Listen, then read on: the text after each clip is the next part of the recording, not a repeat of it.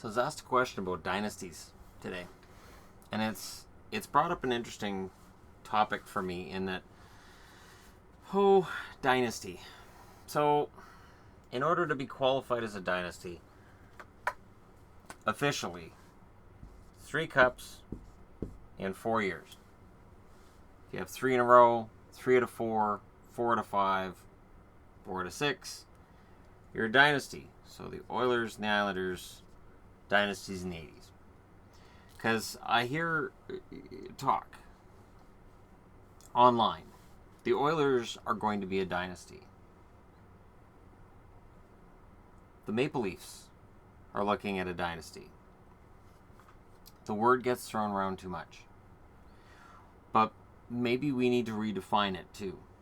So in the 90s, the Penguins flirted with dynasty. If they had overcome the Islanders in Game 7 in 93, they likely win the Stanley Cup. And they would be the last dynasty. We'd be talking about these 3 and comparing them. Then in the 90s, the Red Wings, after years of frustration, finally break through and win a Stanley Cup. The Devils won Stanley Cups. The Avalanche won Stanley Cups. These 3 teams sort of alternated who got to win Stanley Cups. And in between, Dallas was allowed to win one.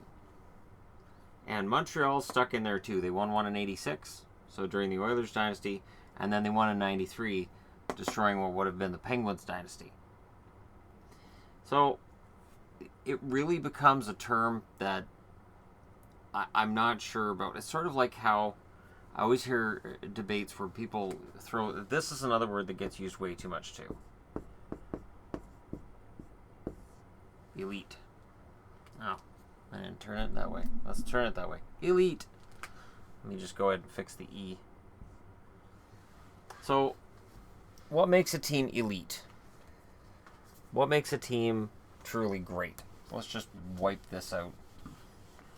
Because there's no real consensus. So, okay, if a team's going to be elite, well, you got to win championships. So they got to be Stanley Cup champs at some point. In order to be elite, you got to be champs at some point. That's the whole point. They got to finish first, not necessarily first overall, but at least first in their division or first in their conference. I would think that they need a superstar forward.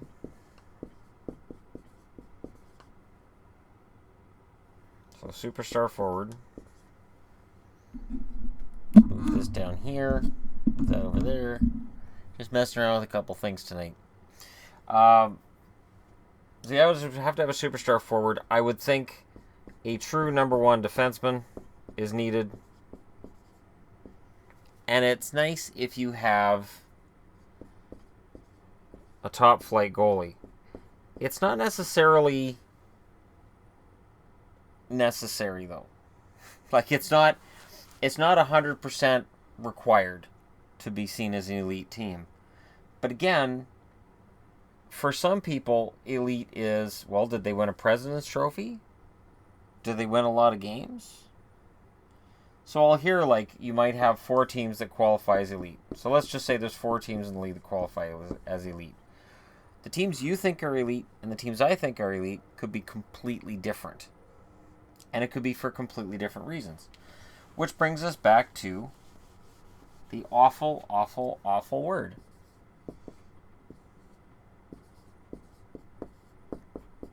Dynasty.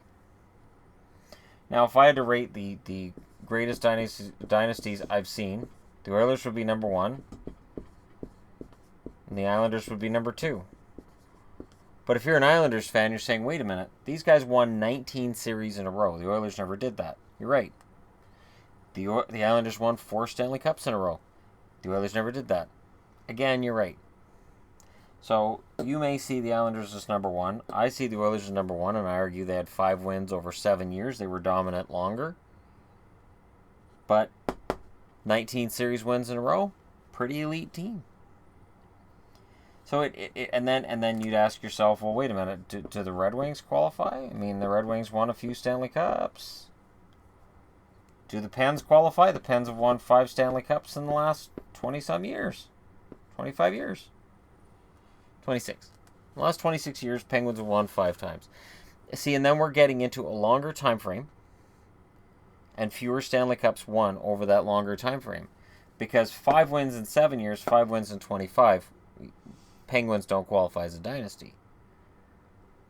And then people will say, well, see, the Oilers and the Islanders, they didn't have to deal with 2 things. The cap and parity. Now, true parity is not exactly what the NHL's hallmark is. The parity is in this. In any given playoff year, the elite teams will switch off, and usually you'll have a Stanley Cup champion that you've probably seen there before. Like the Penguins this year, they won back-to-back. That's the thing too, though. I've heard a lot of people say for years now, in the cap era, you can't win 3 Stanley Cups in a row. You can't win 3 Stanley Cups in 4 years.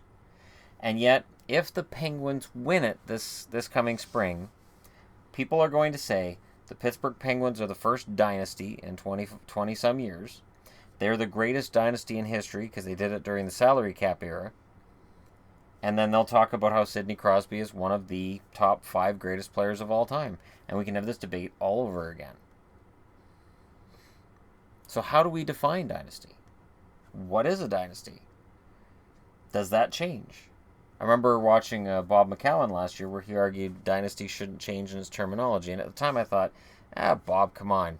The Blackhawks are a dynasty. But are they? Do you look at what the Blackhawks have done over the last 10 years and say, yeah, it's just as impressive as those 19 series wins in a row by the Islanders? And again, a person's going to point out it was a 21-team league that the Islanders were in. There was no salary cap. They could keep all these guys together for cheap. And they didn't have to worry about managing any of it. They just had a great team. They kept it together and they just kept winning. And they'd be right. And then the argument could be made, if the Blackhawks didn't have salary cap troubles, they'd still have Dustin Byfuglien. They'd still have a lot of that key core that they had the first time they won the Stanley Cup. And they'd be right. So it is a slippery slope, because if we take what we qualify as a dynasty and we say, well, we're going to change the definition, then it sort of cheapens the newer dynasties to some fans by saying, well, Montreal never had to change the term of dynasty. They just kept winning. They won tons of cups in a row. And the reason I don't mention the Canadiens here is their dynasty runs were before my time watching hockey. I'm not that old. But it's an interesting question. So I ask it to you guys. In your mind, does the term dynasty just not matter? Or does it matter? And if it does matter, do you keep it 3 wins in 4 years? Or do you change that terminology for the salary cap? I'll be interested to know what you guys think. Let me know in the comments section below. Hit like and subscribe if you're browsing your way through. Just as a note, this is the first video I've done since we passed 16,000 subs for real. Sub counts have been going up a lot slower lately, and I got to pick up my game. I'm going to be doing that.